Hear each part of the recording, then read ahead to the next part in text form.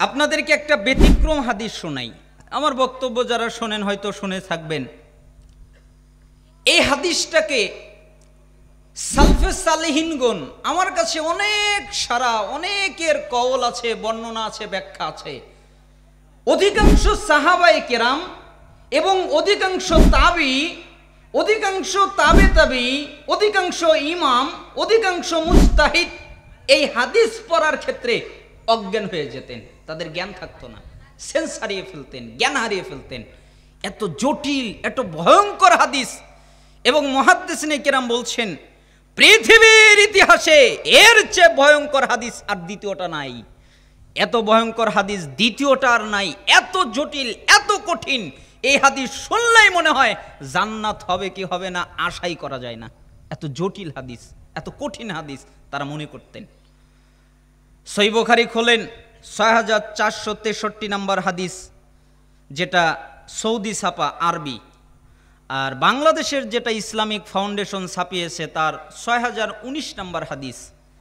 আবু হুরায়রা রাদিয়াল্লাহু আনহু তিনি বলেন, রাসূল সাল্লাল্লাহু আলাইহি ওয়াসাল্লাম বলেছেন, কি বললেন?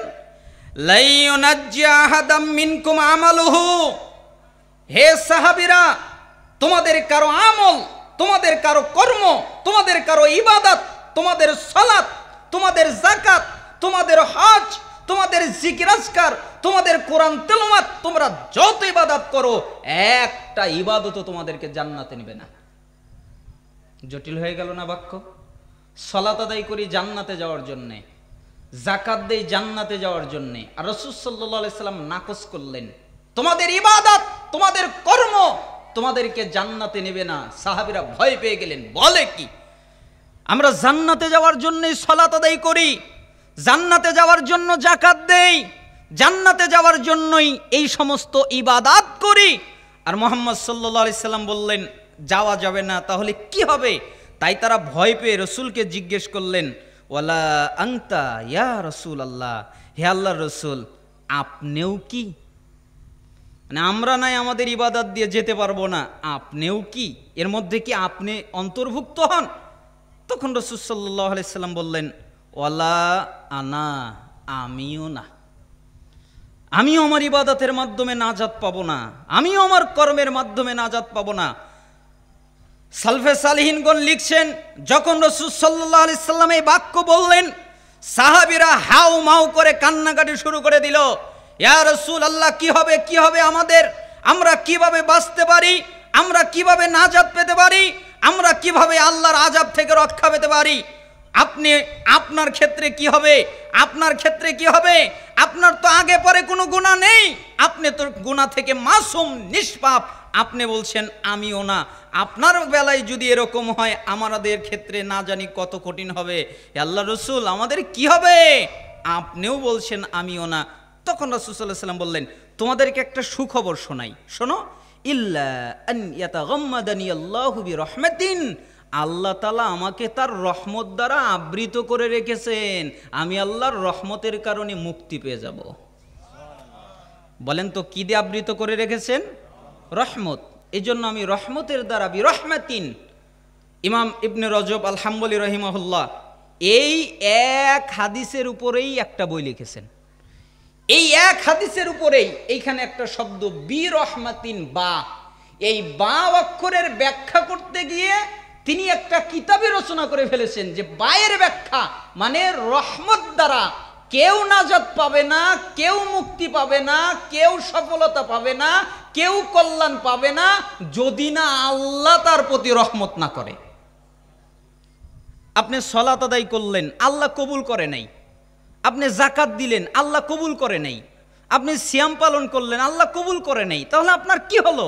এই জন্য প্রত্যেকটা কাজ আন্তরিকতার সাথে করেন যেন আল্লাহ তাআলা কবুল করেন, ঠিক না? আচ্ছা বলেন তো, এইরকম হাদিস আপনারা আমার সাথে একমত হবেন বুঝার পরে। আচ্ছা বলেন তো, সুবহানাল্লাহ বললে নেকি হয় না কবুল হলে নেকি হয়? ভালো করে বুঝবেন। কি হলে নেকি হয়? সালাত আদায় করলে নেকি হয় না সালাত কবুল হলে নেকি হয়? যাকাত দিলে নেকি হয় না যাকাত কবুল হলে নেকি হয়? হজ করে হজ কবুল হলে নেকি হয় না হজ কবুল না হলে নাকি হয়? সব কিছুতেই কবুল শর্ত, তাই না? এটা বুঝতে হয় না, ওই বা দিয়ে এটাই বোঝা যায় যে সব জায়গায় আল্লাহর কবুলিয়াত থাকতে হয়, আল্লাহর রহমত থাকতে হয়, আল্লাহর মাগফিরাত থাকতে হয়। আল্লাহ যদি রহমত না করেন, আল্লাহ যদি দয়া না করেন, আল্লাহ যদি ক্ষমা না করেন, কারো পক্ষে সম্ভব নয় কোনো ইবাদত দিয়ে জান্নাতে যাওয়া। এজন্য রাসূল সাল্লাল্লাহু আলাইহি সাল্লাম বাক্যটাকে কঠিন করে দিয়ে বললেন, আমাকে আল্লাহ তার রহমত দ্বারা আবৃত করে রেখেছেন। সাদ্দিদু ওয়া কারিবু ওয়াগদু ওয়া রুহু ওয়া শাইউম মিনাদ দুলজা ওয়াল কসতা তাবলুগু। অতএব তোমরা ধৈর্য ধারণ করো, অতএব তোমরা কল্যাণ লাভ করতে থাকো, অতএব তোমরা আল্লাহর নৈকট্য লাভ করতে থাকো। কিভাবে আল্লাহর নৈকট্য লাভ করা যায়? খালি সুবহানাল্লাহ বললেই আল্লাহর নৈকট্য হয় এ কথা ঠিক নয়। সুবহানাল্লাহ এমন ভাবে বলো যেন আল্লাহ পর্যন্ত পৌঁছে যায়, আল্লাহর নৈকট্য প্রাপ্ত হতে পারো, ওইভাবে সুবহানাল্লাহ বলো। লা ইলাহা এমন ভাবে বলো যেন আল্লাহ তোমাকে পছন্দ করে নেয়। আল্লাহু আকবার এমন ভাবে বলো যেন তোমার ধ্বনিতে আল্লাহ তোমার প্রতি ভালোবাসার অনুরাগী হয়ে যায়, তোমাকে ভালোবাসা দেয়, তোমাকে ভালোবাসেন। এমন ভাবে ইবাদত করো যেন আল্লাহ সুবহানাহু ওয়া তাআলা তোমাকে প্রিয় করে নেয়। এইভাবে আল্লাহর নৈকট্য লাভ করো। সকালেও আল্লাহকে ডাকো, সন্ধ্যায়ও আল্লাহকে ডাকো, রাতেও আল্লাহকে ডাকো, শেষ অংশেও আল্লাহকে ডাকো। কোরআন সুন্নায় যা আছে মধ্যম পন্থা অবলম্বন করো, এটাই তোমাদেরকে জান্নাতে নিয়ে যাবে। আব্দুল্লাহ বিন আউন রাহিমাহুল্লাহ তিনি বলেন, শুআবুল ঈমান লিল বাইহাকি 6930 নম্বর হাদিস, খুব ভয়ঙ্কর কথা। তিনি বলেন, লা তাসিক বিকাসরাতিল আমাল ফান্নাকা লা তাদরি তুকবালু মিনকা আমলা ওয়ালা তামান যুনুবাক ফান্নাকা লা তাদরি হাল কুফিরাত আনকা আমলা ইন্না আমালাকা আনকা মুগায়্যাবুন মা তাদরি মাল্লাহু সানিউন ফিহি আজআলুহু ফি সিজ্জিন আম ইয়াজআলুহু ফি ইল্লিয়িন। তিনি অনেক কান্নাকাটি করছিলেন। তিনি বললেন, এই দুনিয়ার লোক, এই দুনিয়ার মানুষ, আমার কথা শুনে নাও। নিজেকে নিরাপদ মনে করো না, নিরাপদ মনে করে আত্মতৃপ্তিতে ভুগো না, আনন্দিত হয়ো না, উল্লাসিত হয়ো না, খুশি হয়ো না। কেন? তুমি সালাত আদায় করেছো, এই জন্য তুমি খুশি হয়ে গেছো যে তোমার কোনো বিপদ নেই। তুমি যাকাত দিয়েছো, তাই তুমি খুশি হয়ে গেছো, তোমার কোনো বিপদ নেই। তুমি হজ পালন করেছো, তাই তুমি খুশি হয়ে গেছো, তোমার কোনো বিপদ নেই। এরকম হয়ো না, আনন্দিত হয়ো না, খুশি হয়ো না। কেন জানো? তুমি যে ইবাদত করেছো এটা কবুল হয়েছে না হয় নাই এটা তোমার জানা নাই। কি আপনার জানা আছে? ফজরের 2 রাকাত সালাত আদায় করেছেন, সারাদিন 5 ওয়াক্ত সালাত আদায় করেছেন, ইশার সালাত আদায় করেছেন, আরও অনেক সালাত আদায় করেছেন, জিকির আজকার করলেন, ইসলামিক আলোচনা শুনছেন, কিন্তু এটা কবুল হয়েছে কিনা এটা কি আপনি জানেন? কবুল হলে নেকি, কবুল না হলে কি নেকি আছে? এই জন্য বলে দিলেন যে নিজেকে নিয়ে আত্মতৃপ্তিতে ভুগো না। কেন জানো? তুমি যে ইবাদত করেছো এটা কবুল হয়েছে না হয় নাই এটা তোমার জানা নাই। ওয়ালা তামান যুনুবাক ফান্নাকা লা তাদরি হাল কুফিরাত আনকা আমলা। 2, নিজের ব্যাপারে নিরাপদ মনে করো না। তুমি মনে করো না আমি নিরাপদ হয়ে গেছি। কেন? ওই যে গুনাহ করেছো আর আল্লাহকে বলেছো, আল্লাহ আমাকে মাফ করে দাও, আল্লাহ আমাকে ক্ষমা করে দাও, তাই তুমি মনে করেছো যে আমি তো নিরাপদ, আমি তো আল্লাহর কাছে মাফ চেয়েছি, আমি তো আল্লাহর কাছে ক্ষমা চেয়েছি। আহম্মক, শোনো, তুমি যে নিরাপদ এটা তুমি কিভাবে জানলে? আল্লাহ তোমার গুনাহ ক্ষমা করেছে না করে নাই এটাও তোমার জানা নাই, তাই না? গুনাহ আল্লাহ ক্ষমা করেছেন জানেন, এটাও আপনার জানা নেই। ইবাদত কবুল হয়েছে কিনা এটাও আপনার জানা নেই। এরপর বললেন যে শোনো, আল্লাহ তাআলা তোমার যত আমল আছে সমস্ত আমলকে তোমার থেকে গোপন রেখেছেন, তোমার থেকে গোপন রেখেছেন।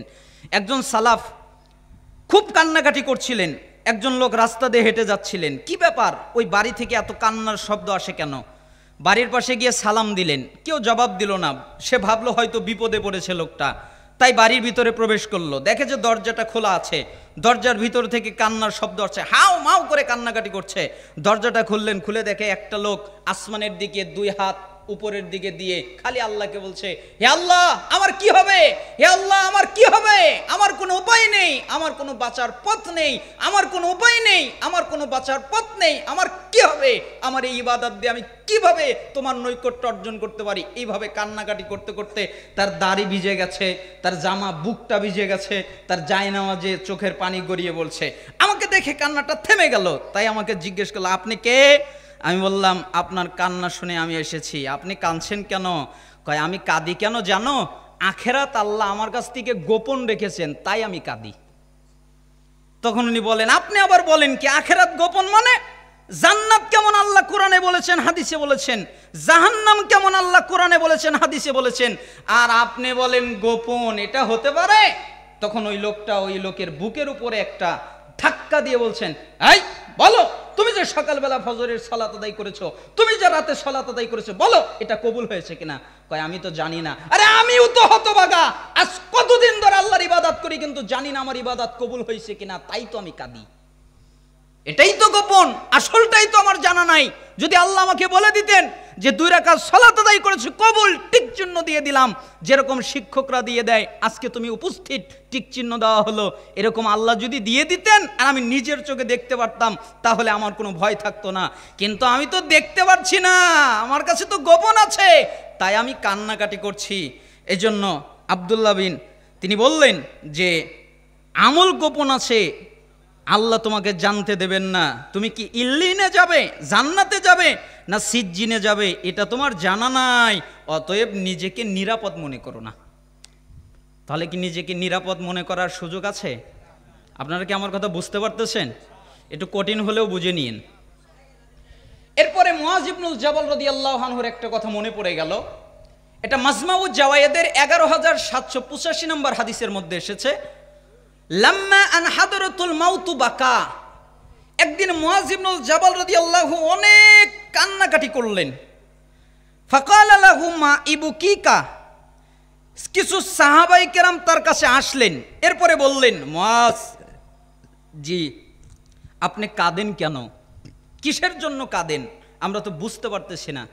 তখন তিনি বললেন, আল্লাহি লা আবকি জাযাআম মিনাল মাউত ওয়ালা দুনিয়া উখল্লিফুহা বাদি। শোনো, আমার দুনিয়া চলে গেছে, দুনিয়া নিয়েও আমি কাঁদছি না, দুনিয়ার আমার কোনো চিন্তা নাই, আমাকে যে মৃত্যুবরণ করতে হবে, আমি যে মরে যাব, এই চিন্তাও আমার নাই, মরণের চিন্তাও নাই, দুনিয়ার চিন্তাও নাই, সম্পদের চিন্তাও নাই, টাকা পয়সার চিন্তা নাই, অর্থ সম্পদের চিন্তা নাই, আমার কিছুরই চিন্তা নাই। তে কাঁদেন কেন? কাঁদি কেন জানো? ওয়ালাকিন্নী সামিয়তু রাসূলুল্লাহ সাল্লাল্লাহু আলাইহি ওয়াসাল্লাম ইয়াকুল, আমি আল্লাহর নবীকে বলতে শুনেছি, তিনি বলেছেন, ইন্নামা হুমা কবদাতান, আদম সন্তানের যত রূহ আছে আল্লাহর 2 মুষ্টিতে ভাগ করা আছে। ফাকাবদাতুম ফিন নার ওয়া কাবদাতুম ফিল জান্নাহ, একটা মুষ্টি যাবে জান্নাতে, আরেকটা মুষ্টি যাবে জাহান্নামে, একটা যাবে জান্নাতে, আরেকটা যাবে জাহান্নামে। ওয়ালা আদরি ফি আইয়িল কবদাতাইনি আকুনু, আমি মুআজ ইবনুল জাবালের জানা নাই আমি জান্নাতেরটাই না জাহান্নামেরটাই, আমি জান্নাতেরটাই না জাহান্নামেরটাই, এটা আমি জানি না, তাই আমি কাঁদছি। মুআজ ইবনুল জাবাল জানেন না তিনি কোথায় যাবেন, তো আপনি কি জানেন কোথায় যাবেন? এই জন্য মাতব্বরি দেখায়েন না, এই জন্য এত গর্ব দাপট এগুলো করে সমাজে উশৃঙ্খলভাবে চালচলন করার চেষ্টা করিয়েন না। কেন? আপনার জানা নেই আল্লাহ তাআলা আপনাকে কোথায় নিবেন। এজন্য সব আমলের সাথে কি লাগবে? আল্লাহর রহমত। আবার বলেন, সব আমলের সাথে কি লাগবে? আল্লাহর রহমত, আল্লাহর দয়া। আল্লাহর দয়া এবং রহমত প্রত্যেকটা ইবাদতের সাথে লাগবে। আল্লাহ সুবহানাহু ওয়া তাআলা যেন আমাদেরকে এই হাদিস অনুযায়ী আমল করার তৌফিক দান করেন এবং আমাদের প্রত্যেককে আল্লাহ সুবহানাহু ওয়া তাআলা সঠিক সুন্দরভাবে এই আত্মশুদ্ধিমূলক কথা অনুযায়ী আমাদের নিজেদেরকে নিরাপদ যেন আমরা মনে না করি, সেই তৌফিক আল্লাহ যেন আমাদেরকে দান করেন। বলেছিলাম কয়েকটি হাদিস অনুবাদ করার ইচ্ছা পোষণ করেছি, আর কয়েকটি নসিহাত আপনাদেরকে জরুরিভাবে 2টি নসিহাত দিতে চাচ্ছি। এই 2টা নসিহাত যদি আপনারা স্বাভাবিক পরিচিত জানা, কোরআন এবং হাদিসে যা আছে সবই তো জানা, তাই না? সব কিছুই জানা না? জানা। রাসূল সাল্লাল্লাহু আলাইহি সাল্লাম বলেছেন, ইমামরা বলেছেন, আলেমরা বলেছেন, খুতবায় আলোচিত হয়, বক্তব্যে আলোচিত হয়। এই জন্য নতুন কিছু নয়, কোরআন এবং হাদিসে যা এসেছে তাই। তার থেকে দুটি নসিহত। একটা হচ্ছে, আপনার জীবনে কোনো দিন কোনো অবস্থায় যে কোনো পরিস্থিতিতে পড়ে যান না কেন, শিরিক করবেন না। বলেন তো কি করবেন না? আপনি যত গুনাহগার হন, আপনি যত পাপিষ্ঠ হন, আপনি যত মারাত্মক অপরাধ করেন, আপনি সিগারেট খান, আপনি চুরি করেন, আপনি ডাকাতি করেন, আপনি আরো অশ্লীল কাজ কারবার করেন, যত পাপ আছে সব করেন, আমি বলছি না যে করেন, এগুলো আপনি করে থাকেন, এর পরেও কশিন কালেও কোনো অবস্থায় আপনাকে যদি মৃত্যুদণ্ড দেওয়া হয়, আপনি তাও মেনে নিয়েন, তবুও শিরিক করিয়েন না। কি করবেন না? শিরিক। কেন? রাসূল সাল্লাল্লাহু আলাইহি সাল্লাম বলেছেন, ওয়ালা তাশরাবান্না খামরান, এবং কি তিনি আরো বলেছেন যে তোমরা কখনো শিরিক করবা না। কেন? তোমাদেরকে যদি আও কুতিলতা আও হুররিকতা, তোমাদেরকে যদি হত্যা করা হয় তবুও না, তোমাদেরকে যদি আগুনে জ্বালিয়ে দেওয়া হয় তবুও না। আগুনে আপনি জ্বলে যাবেন, আপনার জন্য আগুনে জ্বলে যাওয়া অনেক ভালো। এই মাঠের পুরুষ মহিলা ভালো করে শোনেন, আগুনে জ্বলে যাওয়া আপনার জন্য অনেক ভালো।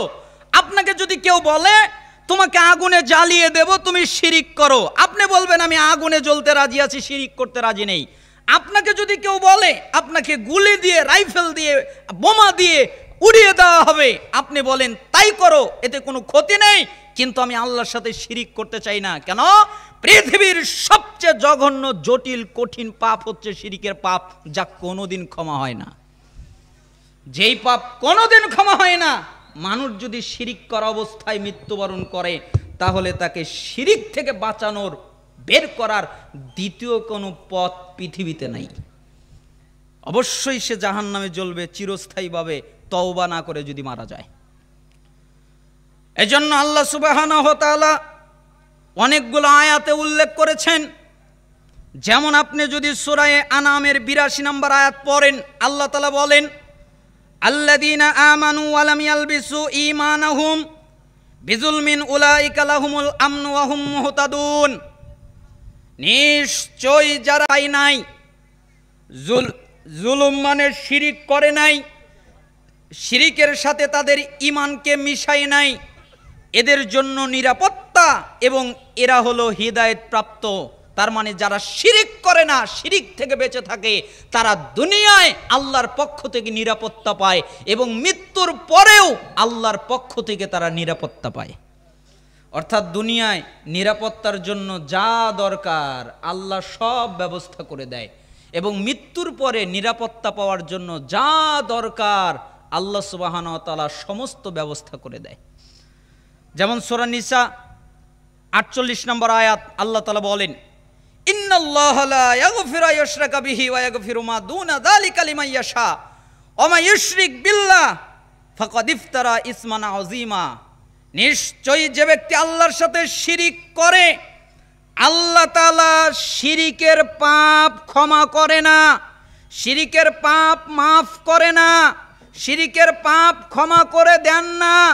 এছাড়া যত পাপ আছে, পৃথিবী ভর্তি পাপ করেছে, আল্লাহ তা দেখে না। যত পাপ আছে, কিন্তু শিরিকের পাপ ক্ষমা হয় না। এছাড়া যত পাপ আছে আল্লাহ তাআলা যাকে চায় তাকে ক্ষমা করে দেয়। আর যে ব্যক্তি আল্লাহর সাথে শিরিক করে, সে মহাপাপ রচনা করে, মহাপাপ তৈরি করে, মহাপাপ আবিষ্কার করে, মহাপাপ বানিয়ে নেয়। কে? যে আল্লাহর সাথে শিরিক করে। আল্লাহ তাআলা বলেন, ইন্নাল্লাহা লা ইয়াগফিরু আইয়ুশরাকা বিহি ওয়া ইয়াগফিরু মা দুনা যালিকা লিমান ইয়াশা ওয়া মা ইউশরিক বিল্লাহ ফাকাদ দাল্লা দালালাম মুবিনা। নিশ্চয়ই যে ব্যক্তি আল্লাহর সাথে শিরিক করে, আল্লাহ তাআলা শিরিকের পাপ ক্ষমা করে না। এছাড়া যত পাপ আছে আল্লাহ যাকে চায় তাকে ক্ষমা করে দেয়। নিশ্চয়ই যে ব্যক্তি আল্লাহর সাথে শিরিক করে, সে পথভ্রষ্ট হয়ে গেল, সে গোমরাহ হয়ে গেল, সে হিদায়েত থেকে ছিটকে পড়ে গেল, সে হিদায়েতের মধ্যে নেই, হেদায়েতের উপরে অটল নেই, হেদায়েত থেকে পড়ে গেল কে? যে ব্যক্তি আল্লাহর সাথে শিরিক করে। এই জন্য আপনাকে আমি বলতে চাই, পৃথিবীতে যত পাপ আছে আপনি এত ডেঞ্জারাস মনে করিয়েন না যত ডেঞ্জারাস শিরিকের পাপ। কেন? শিরিকের পাপ নিয়ে যদি আপনি কবরে যান, আপনার বেঁচে থাকার কোনো পথ নাই। আল্লাহ সুবহানাহু ওয়া তাআলা দেখেন নবীদেরকে উল্লেখ করে সূরা আনামের ৮৮ নম্বর আয়াতের মধ্যে 18 জন নবীর নাম এক এক করে উল্লেখ করলেন। এরপরে বললেন ওয়ালাউ আশরাকু লাহাবিতা আনহুম মা কানু ইয়ামালুন।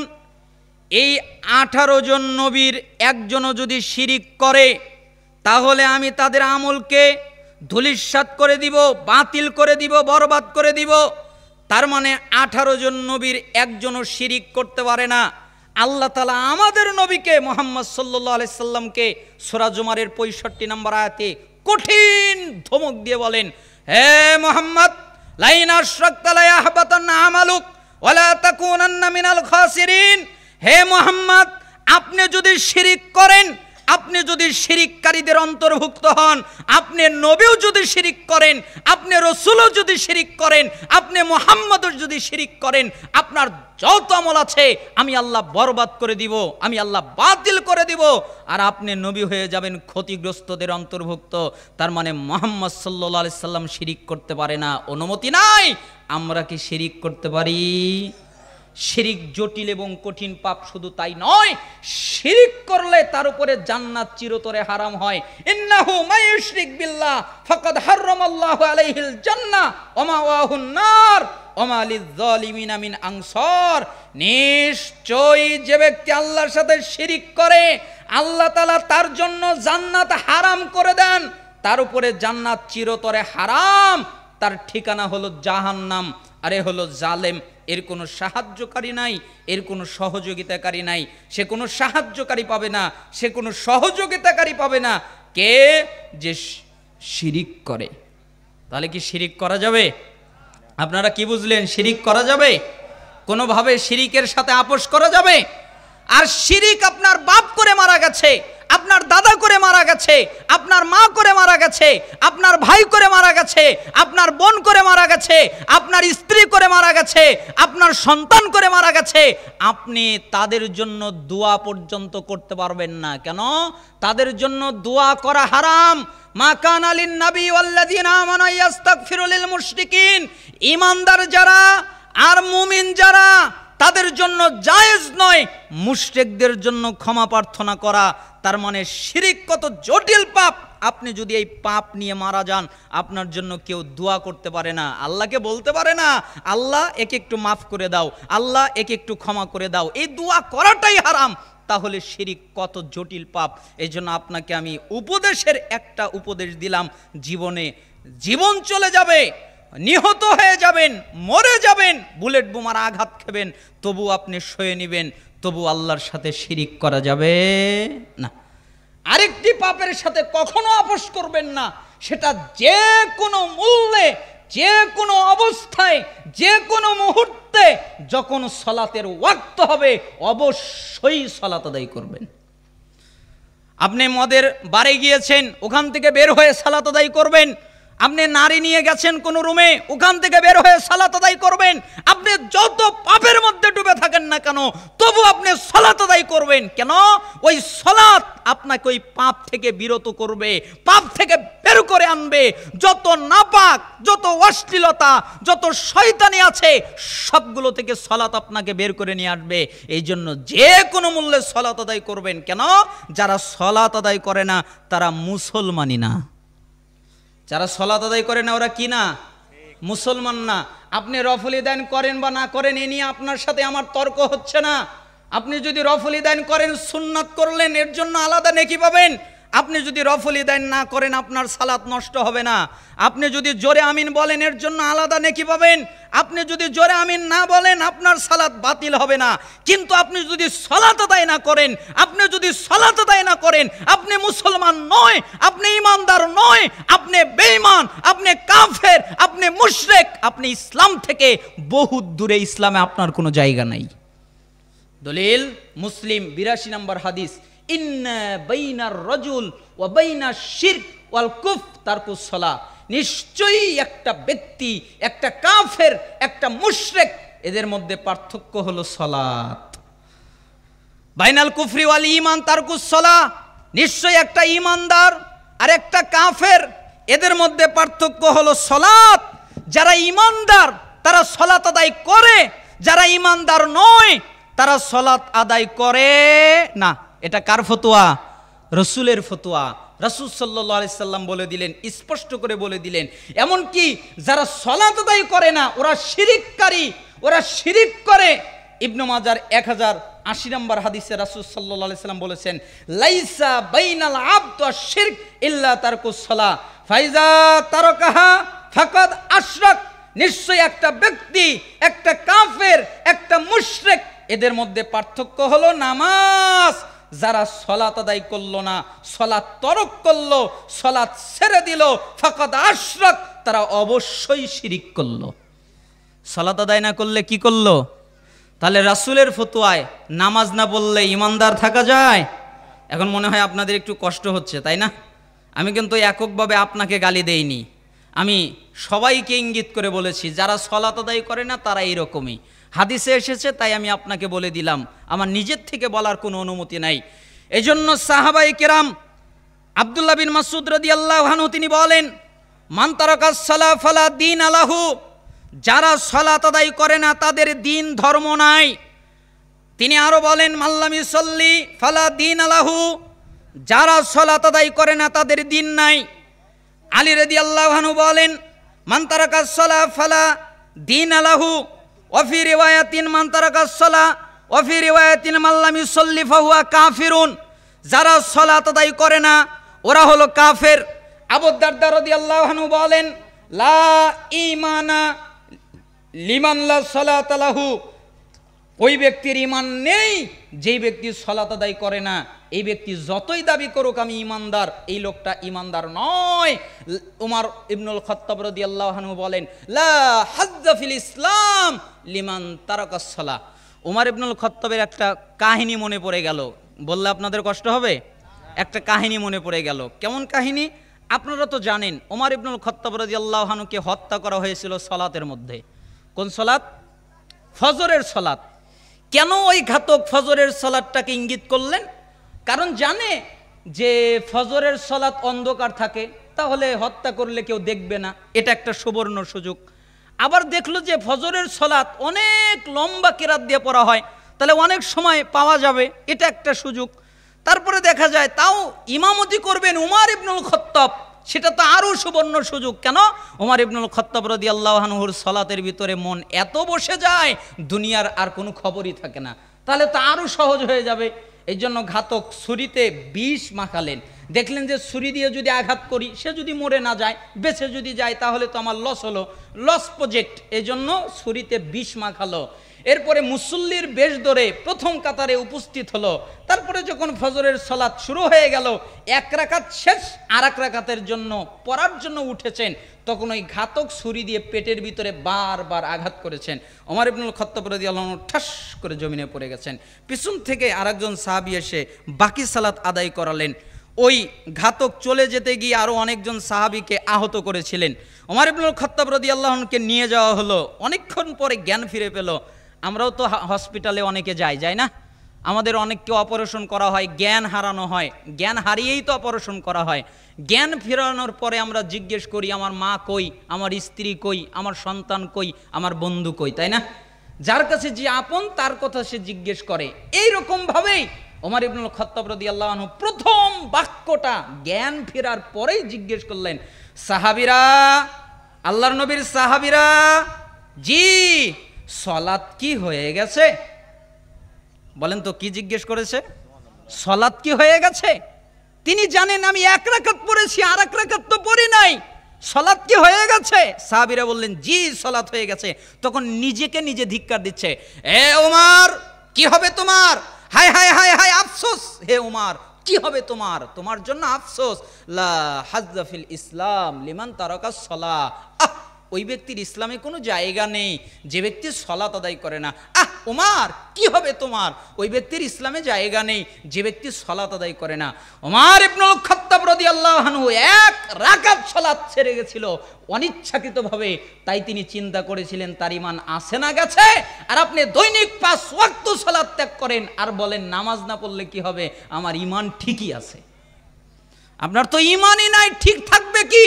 আর শয়তান প্রতিদিন তাকে সেজদা করার কথা বলা হয়নি, তাকে বলা হয়েছে আদমকে একটা সেজদা করো।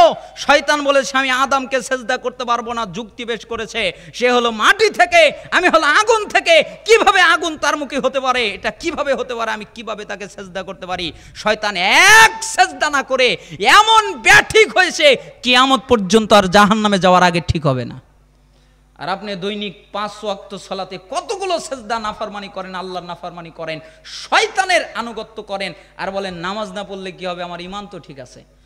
এই জন্য তাবিরা ইজমা বর্ণনা করে বলছেন কানা সাহাবু মুহাম্মদ সাল্লাল্লাহু আলাইহি সাল্লাম লা ইয়ারাউনা শাইয়্যাম মিনাল আমাল তারকু কুফরুন গায়রা সালাহ। সাহাবীর আমলের মধ্যে কোনো আমল ছেড়ে দাওকে কুফরি মনে করতেন না, একমাত্র সালাত ছাড়া। কেউ যদি সালাত ছেড়ে দিত তাহলে সাহাবীরা তাদেরকে কাফের মনে করত। আর কোন ইবাদতের জন্য নয়, আর কোন কারণে নয়, আর কোন পদ্ধতির জন্য নয়, আর কোন ইবাদতের জন্য নয়। কেউ যদি সালাত ছেড়ে দিত তাহলে সাহাবীরা তাদেরকে কাফের মনে করত। এবার আপনারা কি বুঝলেন, নামাজ পড়লে হবে না না পড়লেও হবে? আপনারা কি বুঝলেন, পড়তে হবে না হবে না? আপনারা রাজি আছেন? কে কে রাজি দেখি 2 হাত দেখান তো। লিল্লাহি তাকবীর। আরো জোরে বলেন লিল্লাহি তাকবীর। হে আল্লাহ সবাইকে 5 ওয়াক্ত সালাত আদায় করার তৌফিক দান করো জামাতের সাথে। আল্লাহ তাআলা যেন আপনাদেরকে কবুল করেন এবং জান্নাতে আমাদেরকে যেন একত্রিতভাবে আল্লাহ সুবহানাহু ওয়া তাআলার জান্নাতে যাওয়ার তৌফিক দান করেন। জামাতের সাথে সালাত আদায় করার জন্য তৌফিক দান করেন এবং জামাতের সাথেই আল্লাহ তাআলা যেন আমাদেরকে জান্নাতে যাওয়ার তৌফিক দান করেন।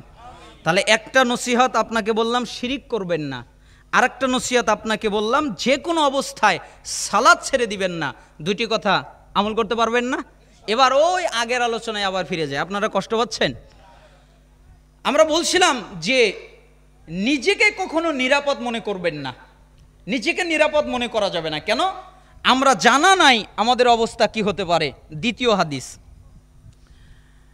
আব্দুল্লাহ ইবনে মাসউদ রাদিয়াল্লাহু আনহু তিনি বলেন যাতা ইয়াউমিন লি আসহাবিহি, একদিন রাসূল সাল্লাল্লাহু আলাইহি ওয়াসাল্লাম আমাদের কাছে আসলেন। এরপর আমাদের কাছে এসে বললেন সাহাবীরা ইস্তাহিয়ু মিনাল্লাহি হাক্কাল হায়া, তোমরা আল্লাহকে লজ্জা করার মতো লজ্জা করো। মানে আল্লাহকে যেভাবে লজ্জা করতে হয় ওইভাবে লজ্জা করো। লজ্জা তো আপনারা বোঝেন না? হাদিস তো শুনেছেন অনেক দিন, ওয়াল হায়াউ শুবাতুম মিনাল ঈমান, লজ্জাও হলো ঈমানেরই একটা অংশ। শোনেন নাই? এই হাদিস সবাই শুনেছেন, আমরাও শুনেছি আগে, কিন্তু লজ্জার যে আলাদা অর্থ আছে এটা আমরা জানতাম না, এটা আমরা বুঝতাম না। যখন এই হাদিস পেয়েছি, ছাত্র জীবনে পড়ি নাই, কারণ ছাত্র জীবনে তো ওই কিতাবগুলো পড়ানো হয় নাই। যখন এই হাদিসটা পেয়েছি তখন অবাক হয়েছি। একজন সালাফ জোরালোভাবে বলেই দিয়েছেন যে কেউ যদি লজ্জার হক আদায় করে ও জান্নাতে যাবে, কেউ ঠেকাতে পারবে না। কিসের হক আদায় করলে? লজ্জার হক। এজন্য আব্দুল্লাহ ইবনে মাসউদ রাদিয়াল্লাহু আনহু বললেন যে একদিন রাসূল সাল্লাল্লাহু আলাইহি সাল্লাম আমাদের মধ্যে বের হয়ে আসলেন। এরপর আমাদেরকে বললেন ইস্তাহিয়ু মিনাল্লাহি হাক্কাল হায়া, হে সাহাবীরা তোমরা আল্লাহকে লজ্জা করার মতো লজ্জা করো। তখন আমরা বললাম ক্বালু ইন্না নাস্তাহি মিনাল্লাহ ইয়া নাবিয়াল্লাহ আলহামদুলিল্লাহ, হে আল্লাহর রাসূল সাল্লাল্লাহু আলাইহি সাল্লাম আমরা তো আল্লাহকে লজ্জা করছি। হে আল্লাহর রাসূল সকল প্রশংসা আল্লাহর জন্যে, আপনি আমাদেরকে লজ্জা করতে বলেছেন, আমরা তো আল্লাহকে লজ্জা করছি। তখন রাসূল সাল্লাল্লাহু আলাইহি সাল্লাম নাকচ করে দিলেন সাহাবীদের কথাকে, লাইসা যালিক ওয়ালাকিন্না মান ইস্তাহিয়া মিনাল্লাহি হাক্কাল হায়া। হে সাহাবীরা তোমরা যেটাকে লজ্জা জানো, তোমরা যেটাকে লজ্জা বুঝো, তোমরা যেটাকে লজ্জা মনে করো, তোমরা যেটাকে লজ্জা জানো, তোমরা যেটাকে লজ্জা বুঝো, তোমরা যেটা লজ্জা মনে করো ওটার নামই লজ্জা না। তোমরা যেটাকে লজ্জা জানো ওটা লজ্জা নয়, তোমরা যেটা লজ্জা বুঝো ওটা লজ্জা নয়, তোমরা যেটা লজ্জা ধারণা করো ওটা লজ্জা নয়। তোমরা মনে করছো যে আল্লাহর সামনে পাপ করবো না, একটু লজ্জা করলাম, এটাই লজ্জা। তোমরা মনে করছো যে একটু ভদ্রতার সাথে সভ্যভাবে চালচলন করব, এটাই লজ্জা। না, এটা লজ্জা নয়। তাহলে কি লজ্জা? লজ্জা হলো ফালিয়াহফাজির রাসমা ওয়া, মাথা এবং মাথার সাথে যা আছে সম্পূর্ণটা হেফাজত করার নাম লজ্জা। ভালো করে বুঝবেন, মাথা এবং মাথার সাথে যা আছে সম্পূর্ণটা হেফাজত করার নাম লজ্জা। মাথার সাথে ব্রেন আছে, তাহলে ব্রেনটাকে যে কোনো খারাপ কাজ থেকে হেফাজত করা, এটার নাম হলো লজ্জা। মাথার সাথে একটা কপাল আছে, এই কপালটা আল্লাহ ছাড়া পৃথিবীর কারো সামনে মাথা নত করবে না, এটার নাম হলো লজ্জা। মাথার সাথে কান আছে, এই কানটা হারাম কোনো কিছু শুনবে না, হারাম সমস্ত বিষয় থেকে কানটাকে হেফাজত করবে, গীবত থেকে হেফাজত করবে, মিথ্যা থেকে হেফাজত করবে, মানুষের বদনাম শোনা থেকে হেফাজত করবে। কানটাকে যে কোনোভাবে হেফাজত করা যায় ওইভাবে হেফাজত করবে, এটার নাম লজ্জা। মাথার সাথে আছে নাক, নাকটাকে সমস্ত হারাম থেকে হেফাজত করবে, এটার নাম লজ্জা। মাথার সাথে আছে ঠোঁট, এই ঠোঁটটাকে যে কোনো পাপ থেকে হেফাজত করবে, এটার নাম লজ্জা। মাথার সাথে আছে জিহ্বা, এই জিহ্বাকে যে কোনো পাপ থেকে হেফাজত করবে, এটার নাম লজ্জা। মাথার সাথে আছে মুখ, এই মুখকে যে কোনো পাপ থেকে হেফাজত করবে, এটার নাম লজ্জা। সাহাবীরা লজ্জা কি জানো? মাথা আর মাথার সাথে যা আছে সম্পূর্ণটাকে হেফাজত করা, এর নাম লজ্জা। ওয়ালিয়াহফাযুল বাতনা ওয়া মা হাওয়া, দুই পেটের সাথে যা আছে তাকে হেফাজত করা, এর নাম হলো লজ্জা। পেটের সাথে দুইটা হাত আছে, দুইটা হাতকে যে কোনো অপরাধ থেকে হেফাজত করা, এর নাম হলো লজ্জা। পেটের সাথে কলব আছে, এই কলবটাকে যে কোনো পাপ থেকে বিরত রাখা, এটার নাম লজ্জা। পেটের সাথে স্টমাক আছে, যেখানে খাদ্য জমা হয় এখানে হারাম খাদ্য প্রবেশ করতে দিবে না, এটার নাম লজ্জা। পেটের সাথে দুইটা পা লাগানো আছে, যে কোনো পাপ থেকে পাকে বাঁচিয়ে রাখবে, এটার নাম লজ্জা। পেটের সাথে লজ্জাস্থান আছে, এটাকে যে কোনো হারাম থেকে বাঁচাবে, এটার নাম লজ্জা। মাথার সাথে যা আছে তাকে হেফাজত করার নাম লজ্জা। পেটের সাথে যা আছে তাকে হেফাজত করার নাম লজ্জা। ওয়াল ইয়াজকুরিল মাউত ওয়াল বিলা, তিন মৃত্যুর কথা স্মরণ করা। হায় হায় হায়, আমি তো মরে যাব, আমাকে তো মৃত্যুবরণ করতে হবে, আমাকে তো দুনিয়া থেকে চলে যেতে হবে। আজকে আমার এত দাপট ক্ষমতা দেখিয়ে কি হবে? আজকে আমার বাড়ির এত ক্ষমতা দেখিয়ে কি হবে? আমার পোশাকের ক্ষমতা দেখিয়ে কি হবে? আমার আসবাবপত্রের ক্ষমতা দেখিয়ে কি হবে? আজকে আমি যত ক্ষমতা দেখাই, যদি আজকে আমি মৃত্যুবরণ করি, তাহলে আমার পরিবারের পরিজনের লোকেরা আমাকে আমার চৌকি থেকে, খাট থেকে বের করে দিবে, আমার পোশাক খুলে ফেলে দেবে। আমি একবারের জন্য বলতে পারবো না কে আমার আসবাবপত্র বের করে দেয়, কে আমার কাপড় খুলে ফেলে দেয়, কে আমার জিনিসগুলোর মালিকানা হয়ে যায়, এই কথা বলার ক্ষমতা আমার নেই। আমার বাড়িতে আমাকে দাফন দেওয়া হবে না। কেন? আমার বাড়িতে যদি আমাকে দাফন দেওয়া হয়, আমার বাড়ির সৌন্দর্য নাকি নষ্ট হয়ে যাবে। এই জন্য আমার সন্তানেরা আমার করা বাড়িতে আমাকে দাফন না করে ওই অন্ধকার জঙ্গলের মধ্যে, কবরস্থানের মধ্যে আমাকে নিয়ে আসবে। হায় হায়, ওইখানে আমাকে রেখে আসবে, আমার সব কিছু পচে গলে মাটির সাথে মিশে যাবে। আমার যে মৃত্যু হবে, মরার পরে সব মাটির সাথে মিশে যাবে। এই কথা বারবার মনে করার নাম হলো লজ্জা। ওয়ালিয়াজকুরিল মাউত ওয়াল বিলা ওমান আরাদাল আখিরাত তারাকা জিনাতাদ দুনিয়া, যে ব্যক্তি দুনিয়ার চাকচিক্য ছেড়ে দিল, দুনিয়ার জৌলুস ছেড়ে দিল, দুনিয়ার আনন্দ ছেড়ে দিল, দুনিয়ার মজা ছেড়ে দিল, দুনিয়ার উন্মাদনা ছেড়ে দিল, দুনিয়ার আশা আনন্দ যা কিছু আছে সব কিছু ছেড়ে দিল, ফামান ফালা দালিক ফাকাদ ইস্তাহিয়া মিনাল্লাহি হাক্কাল হায়া, তারাই আল্লাহর সাথে লজ্জার হক আদায় করলো। সুবহানাল্লাহ। তাহলে বলেন তো, লজ্জা মানে কি? একটা পুরো বডিকে হেফাজত করার নাম লজ্জা। করতে পারবেন না? এক হাদিস, মুসনাদে আহমদ 3671 নম্বর হাদিস, তিরমিজি 2458 নম্বর হাদিস, মিশকাতুল মাসাবিহের 1608 নম্বর হাদিস। এই হাদিস আরো অনেক কিতাবে রয়েছে। রাসূল সাল্লাল্লাহু আলাইহি সাল্লাম একদম স্পষ্ট করে দিয়ে বললেন, লজ্জা কি জানো? মাথার সাথে যা আছে সব হেফাজত করার নাম লজ্জা। পেটের সাথে যা আছে সব হেফাজত করার নাম লজ্জা, মরার পরের চিন্তা করার নাম লজ্জা, হাড়গোড় পচে গলে যাবে মাটির সাথে মিশে এই চিন্তা করার নাম লজ্জা, দুনিয়ার চাকচিক্য ছেড়ে দেওয়া, দুনিয়ার আনন্দ ছেড়ে দেওয়া, দুনিয়ার জৌলুর ছেড়ে দেওয়া, এর নাম লজ্জা। যে ব্যক্তি এমনটা করতে পারলো ওই ব্যক্তি আল্লাহর সাথে লজ্জার হক আদায় করলো। আল্লাহ সুবহানাহু ওয়া তাআলা আমাদেরকে লজ্জার হক আদায় করার তৌফিক দান করুন। আমরা যেন যে কোনো